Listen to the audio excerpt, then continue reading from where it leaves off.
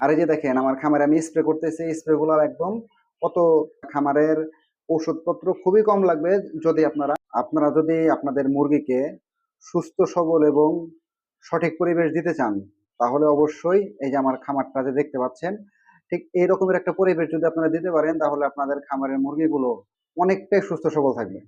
এটা কেন বললাম, দেখেন আমার খামারটা দেখেন, আমার খামারের একদম চারপাশটা দেখেন একদমই ফাঁকা। যদিও শীতকালে একটু সমস্যা আমার পোহাতে হয়, এর কারণ হচ্ছে শীতকালে তো ছাদের মধ্যে অনেক ঠান্ডা পড়ে। শীতের সময় আমি কিন্তু আপনাদের ভিডিও দেই যে আমি আমার খামারে ঠান্ডা থেকে বাঁচার জন্য আমি কি কি সিস্টেম অবলম্বন করি। তো এরকম সিস্টেম অবলম্বন করলে আমার তেমন কোনো অসুবিধা হয় না। কিন্তু এই যে দেখুন, আমি খামারে এমন স্পেস দিয়ে রাখছি যে খামারে কিন্তু দেখেন যথেষ্ট পরিমাণ জায়গা। আমি যদি আমার এই খামারে যদি চাই যে আমি ১০০টা খাঁচা বানাবো, আমি ১০০টাই খাঁচা বানাইতে পারবো। এত বড় জায়গা। কিন্তু এখানে কিন্তু আমার মাত্র ১৫-১৬টা খাঁচা।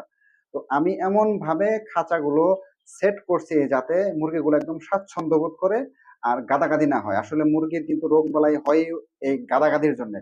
আপনার খামারে যত গাদাগাদি থাকবে তত আপনার মুরগির হচ্ছে রোগবালাই বেশি হবে। তো আপনারা সবসময় চেষ্টা করবেন মুরগিকে যত সম্ভব বেশি জায়গা দিতে।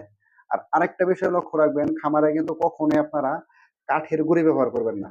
আপনার লিটারটা যত অপরিষ্কার থাকবে, ওই আপনার কাঠের গুঁড়ির কিন্তু যে ইগুলো একদম পাউডারের মতো, এগুলো মুরগির নাকে চোখে গিয়ে এমন অবস্থা হয় যে আপনি দেখবেন যে মুরগির ঠান্ডা সারতেছে না, ওর নাক একদম পুরো ব্লক হয়ে থাকবে।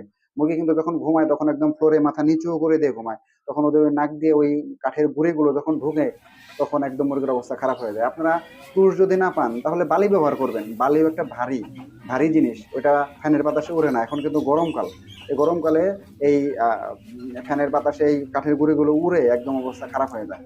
আর এই যে দেখেন আমার খামারে আমি স্প্রে করতেছি, স্প্রে গুলো একদম কত ইজি ভাবে করতেছি আর কি। দুই পাশে জায়গা রাখছি এবং খাঁচাগুলো মাঝখানে দিছি যাতে আপনার সাইড থেকে যে ঝড়ের সময় যে বৃষ্টির যে ছিটা ফোটা, এগুলো যাতে খামার পর্যন্ত, খামারের যে মেন যে মুরগি যেগুলো থাকে ওই জায়গায় আসতে না পারে। দুই পাশে ফাঁকা রাখছি, আলো বাতাসও ঢুকে, আবার ঝড় বৃষ্টির যে বাতাস আর হচ্ছে আপনার এই যে পানির যে ছিটা ফোটা, এগুলো যাতে মুরগির উপরে না লাগে।